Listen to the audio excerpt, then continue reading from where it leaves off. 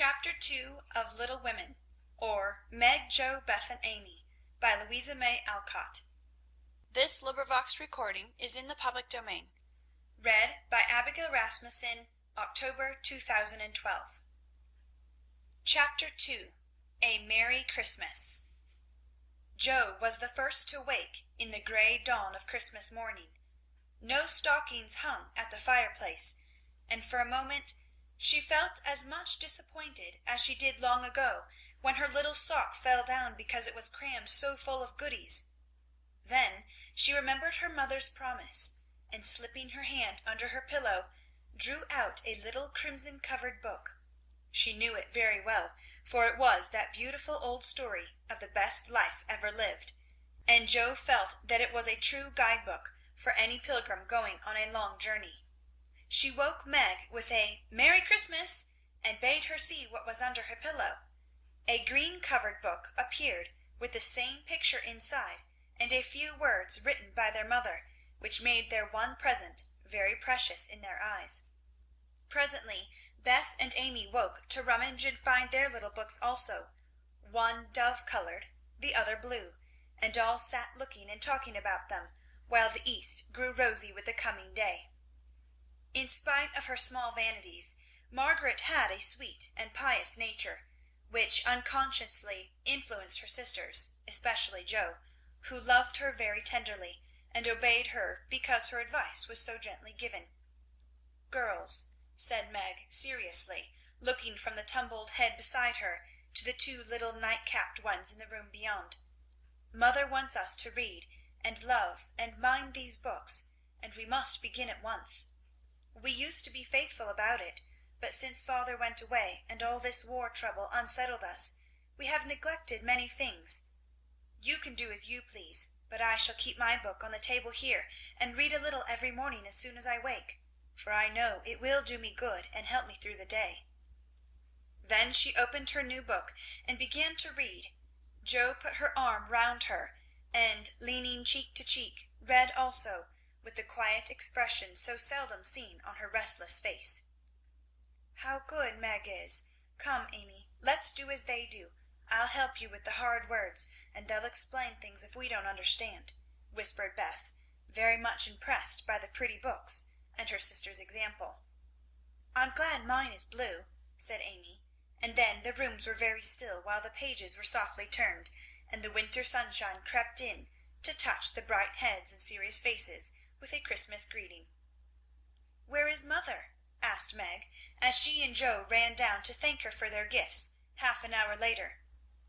"Goodness only knows. Some poor critter came a-begging, and your ma went straight off to see what was needed.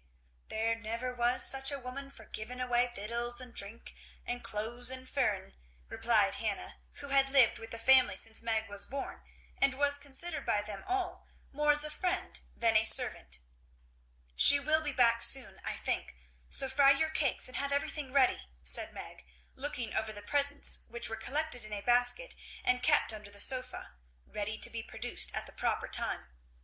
"Why, where is Amy's bottle of cologne?" she added, as the little flask did not appear. "She took it out a minute ago, and went off with it to put a ribbon on it, or some such notion," replied Jo, dancing about the room to take the first stiffness off the new army slippers. "How nice my handkerchiefs look, don't they?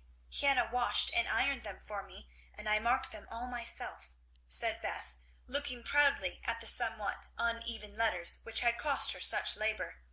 "Bless the child! She's gone and put mother on them instead of M. March. How funny!" cried Jo, taking one up. "Isn't that right?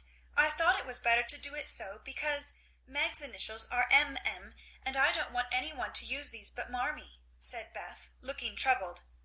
"It's all right, dear, and a very pretty idea, quite sensible too, for no one can ever mistake now. It will please her very much, I know," said Meg, with a frown for Jo and a smile for Beth. "There's mother! Hide the basket, quick!" cried Jo, as a door slammed and steps sounded in the hall. Amy came in hastily, and looked rather abashed when she saw her sisters all waiting for her. "Where have you been, and what are you hiding behind you?" asked Meg, surprised to see, by her hood and cloak, that lazy Amy had been out so early. "Don't laugh at me, Joe. I didn't mean any one should know till the time came. I only meant to change the little bottle for a big one, and I gave all my money to get it, and I'm truly trying not to be selfish any more." As she spoke, Amy showed the handsome flask which replaced the cheap one, and looked so earnest and humble in her little effort to forget herself that Meg hugged her on the spot, and Joe pronounced her a trump, while Beth ran to the window and picked her finest rose to ornament the stately bottle. "You see, I felt ashamed of my present after reading and talking about being good this morning, so I ran round the corner and changed it the minute I was up, and I'm so glad, for mine is the handsomest now."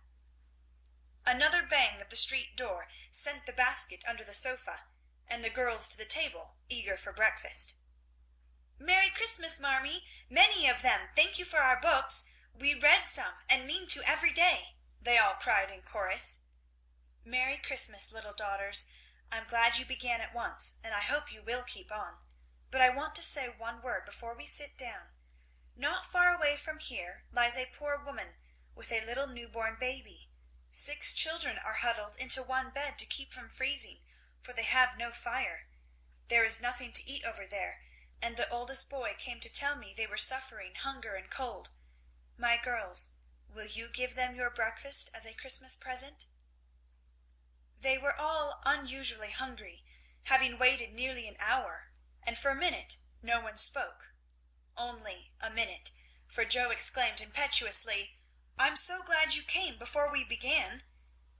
"May I go and help carry the things to the poor little children?" asked Beth eagerly. "I shall take the cream and the muffins," added Amy, heroically giving up the article she most liked. Meg was already covering the buckwheats and piling the bread into one big plate. "I thought you'd do it," said Mrs. March, smiling as if satisfied. "You shall all go and help me, and when we come back we will have bread and milk for breakfast, and make it up at dinner time." They were soon ready, and the procession set out. Fortunately it was early, and they went through the back streets, so few people saw them, and no one laughed at the queer party. A poor, bare, miserable room it was, with broken windows, no fire, ragged bedclothes, a sick mother, wailing baby, and a group of pale, hungry children cuddled under one old quilt, trying to keep warm. How the big eyes stared and the blue lips smiled as the girls went in. "Ach, mein Gott, it is good angels came to us," said the poor woman, crying for joy. "Funny angels in hoods and mittens," said Joe, and set them to laughing. In a few minutes it really did seem as if kind spirits had been at work there. Hannah, who had carried wood, made a fire and stopped up the broken panes with old hats and her own cloak.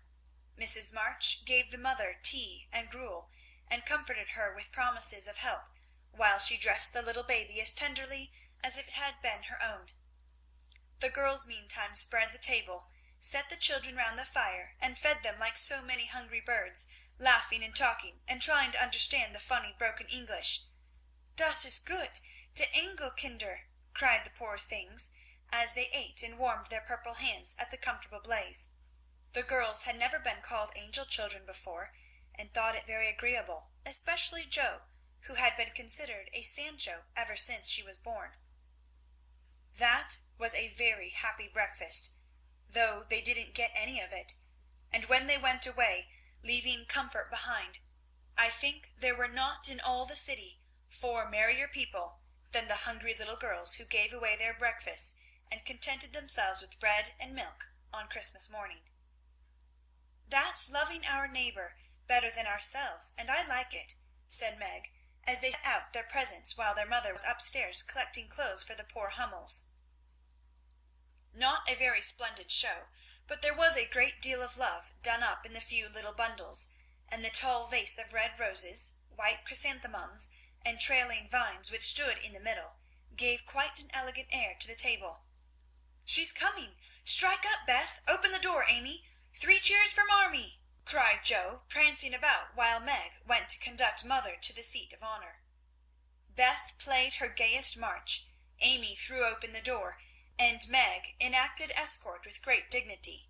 Mrs. March was both surprised and touched, and smiled with her eyes full as she examined her presents and read the little notes which accompanied them. The slippers went on at once. A new handkerchief was slipped into her pocket, well scented with Amy's cologne. The rose was fastened in her bosom, and the nice gloves were pronounced a perfect fit. There was a good deal of laughing and kissing and explaining, in the simple, loving fashion which make these home festivals so pleasant at the time, so sweet to remember long afterward, and then all fell to work. The morning charities and ceremonies took so much time that the rest of the day was devoted to preparations for the evening festivities. Being still too young to go often to the theatre, and not rich enough to afford any great outlay for private performances, the girls put their wits to work, and necessity being the mother of invention, made whatever they needed. Very clever were some of their productions: pasteboard guitars, antique lamps made of old-fashioned butter boats covered with silver paper, gorgeous robes of old cotton, glittering with tin spangles from a pickle factory, and armour covered with the same useful diamond-shaped bits left in sheets when the lids of preserve pots were cut out. The big chamber was the scene of many innocent revels. No gentlemen were admitted, so Jo played male parts to her heart's content, and took immense satisfaction in a pair of russet leather boots given her by a friend who knew a lady who knew an actor.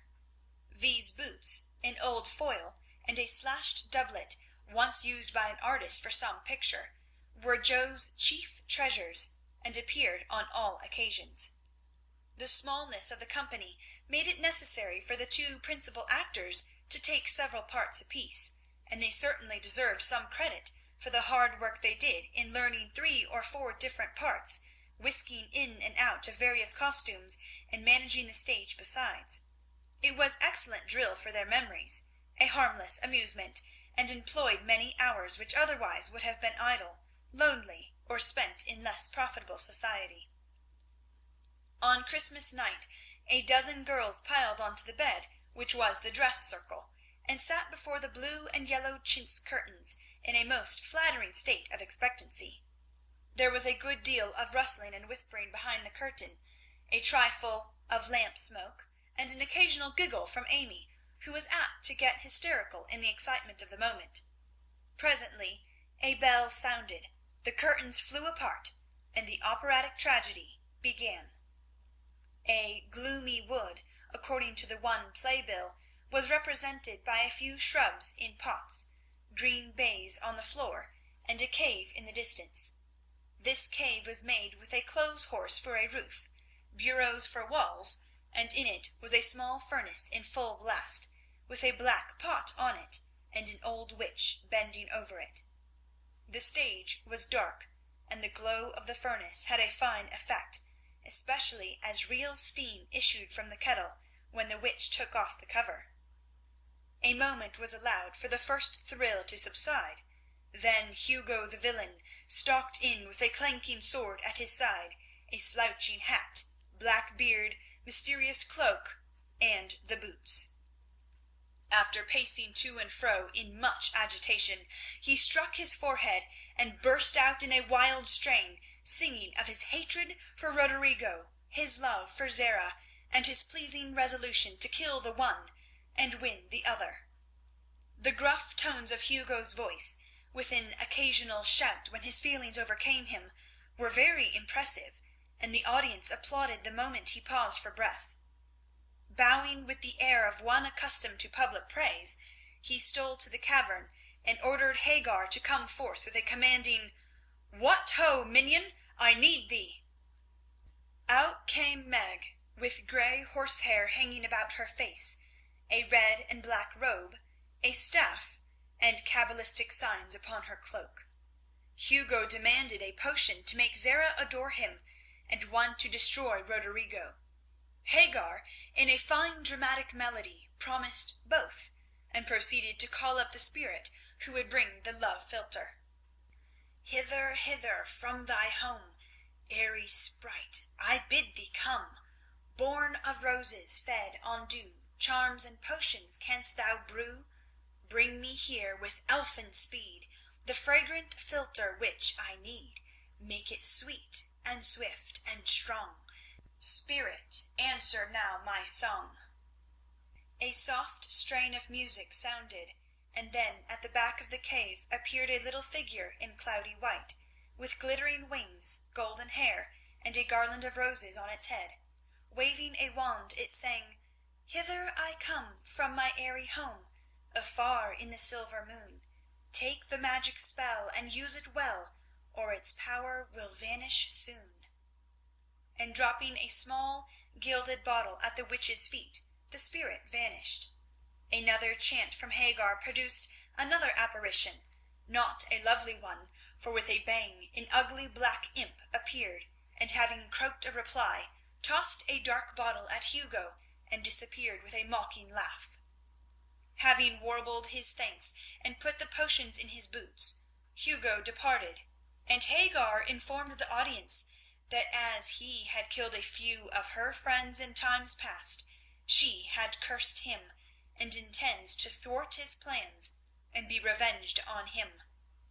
Then the curtain fell, and the audience reposed and ate candy while discussing the merits of the play. A good deal of hammering went on before the curtain rose again, but when it became evident what a masterpiece of a stage carpentry had been got up, no one murmured at the delay. It was truly superb. A tower rose to the ceiling. Halfway up appeared a window with a lamp burning in it, and behind the white curtain appeared Zara in a lovely blue and silver dress, waiting for Roderigo. He came in gorgeous array, with plumed cap, red cloak, chestnut lovelocks, a guitar, and the boots, of course. Kneeling at the foot of the tower, he sang a serenade in melting tones. Zara replied, and after a musical dialogue consented to fly. Then came the grand effect of the play. Roderigo produced a rope ladder with 5 steps to it, threw up one end, and invited Zara to descend. Timidly she crept from her lattice, put her hand on Roderigo's shoulder, and was about to leap gracefully down when, alas, alas for Zara! She forgot her train. It caught in the window, the tower tottered, leaned forward, fell with a crash, and buried the unhappy lovers in the ruins. A universal shriek arose as the russet boots waved wildly from the wreck, and a golden head emerged, exclaiming, "I told you so! I told you so!" With wonderful presence of mind, Don Pedro, the cruel sire, rushed in, dragged out his daughter with a hasty aside, "Don't laugh, act as if it was all right," and ordering Roderigo up, banished him from the kingdom with wrath and scorn. Though decidedly shaken by the fall from the tower upon him, Roderigo defied the old gentleman and refused to stir. This dauntless example fired Zara. She also defied her sire, and he ordered them both to the deepest dungeons of the castle. A stout little retainer came in with chains and led them away, looking very much frightened, and evidently forgetting the speech he ought to have made. Act third was the castle hall, and here Hagar appeared, having come to free the lovers and finish Hugo. She hears him coming and hides, sees him put the potions into 2 cups of wine, and bid the timid little servant, "Bear them to the captives in their cells, and tell them I shall come anon." The servant takes Hugo aside to tell him something, and Hagar changes the cups for 2 others, which are harmless. Ferdinando, the minion, carries them away, and Hagar puts back the cup which holds the poison meant for Roderigo. Hugo, getting thirsty after a long warble, drinks it, loses his wits, and after a good deal of clutching and stamping, falls flat and dies, while Hagar informs him what she has done in a song of exquisite power and melody.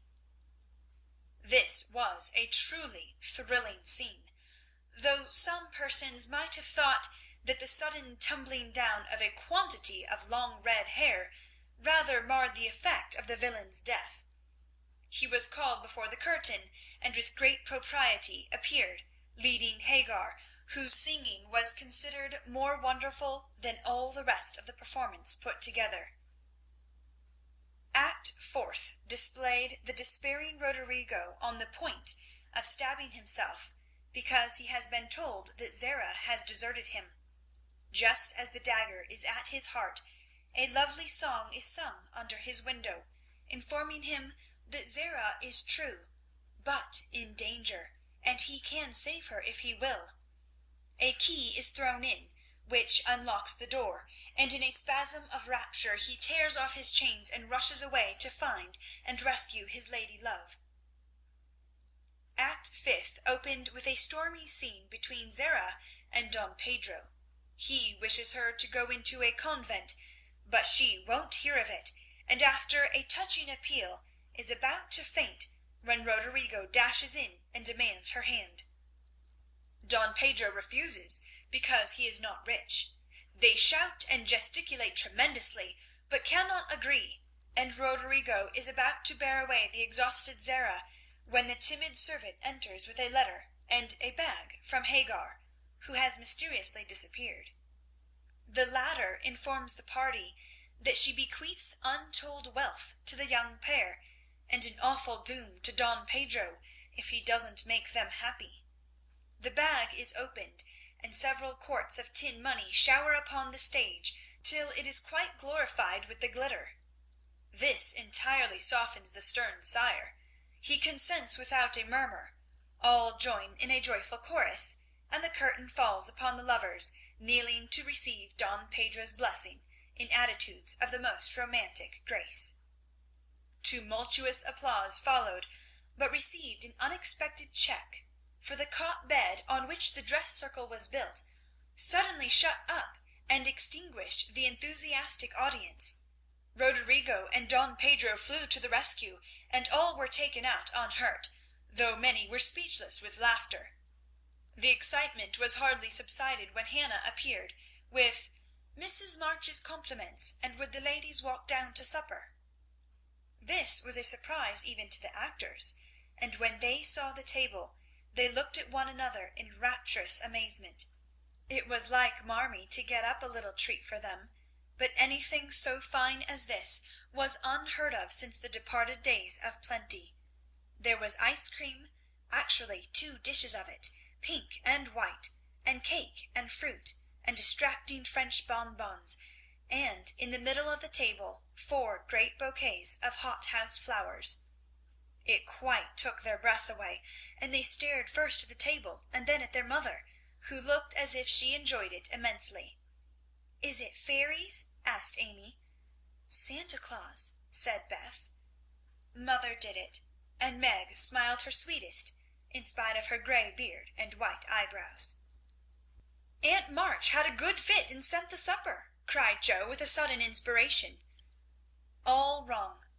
Old Mr. Lawrence sent it," replied Mrs. March. "The Lawrence boy's grandfather! What in the world put such a thing into his head? We don't know him!" exclaimed Meg. "Hannah told one of his servants about your breakfast party. He is an odd old gentleman, but that pleased him. He knew my father years ago, and he sent me a polite note this afternoon, saying he hoped I would allow him to express his friendly feeling toward my children by sending them a few trifles in honour of the day. I could not refuse, and so you have a little feast at night to make up for the bread and milk breakfast." "That boy put it into his head. I know he did. He's a capital fellow, and I wish we could get acquainted.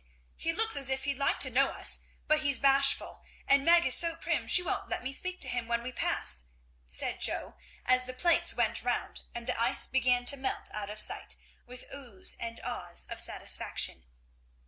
"You mean the people who live in the big house next door, don't you?" asked one of the girls. "My mother knows old Mr. Lawrence, but says he's very proud and doesn't like to mix with his neighbours. He keeps his grandson shut up when he isn't riding or walking with his tutor, and makes him study very hard. We invited him to our party, but he didn't come. Mother says he's very nice, though he never speaks to us girls. Our cat ran away once, and he brought her back, and we talked over the fence and were getting on capitally, all about cricket and so on, when he saw Meg coming and walked off. I mean to know him some day, for he needs fun, I'm sure he does," said Joe decidedly. "I like his manners, and he looks like a little gentleman, so I've no objection to your knowing him, if a proper opportunity comes. He brought the flowers himself, and I should have asked him in, if I had been sure what was going on upstairs. He looked so wistful as he went away, hearing the frolic, and evidently having none of his own." "It's a mercy you didn't, mother," laughed Joe, looking at her boots. "But we'll have another play some time that he can see. Perhaps he'll help act. Wouldn't that be jolly?" "I never had such a fine bouquet before. How pretty it is!" and Meg examined her flowers with great interest. "They are lovely, but Beth's roses are sweeter to me," said Mrs. March, smelling the half-dead posy in her belt. Beth nestled up to her and whispered softly, "I wish I could send my bunch to father. I'm afraid he isn't having such a merry Christmas as we are." Chapter 2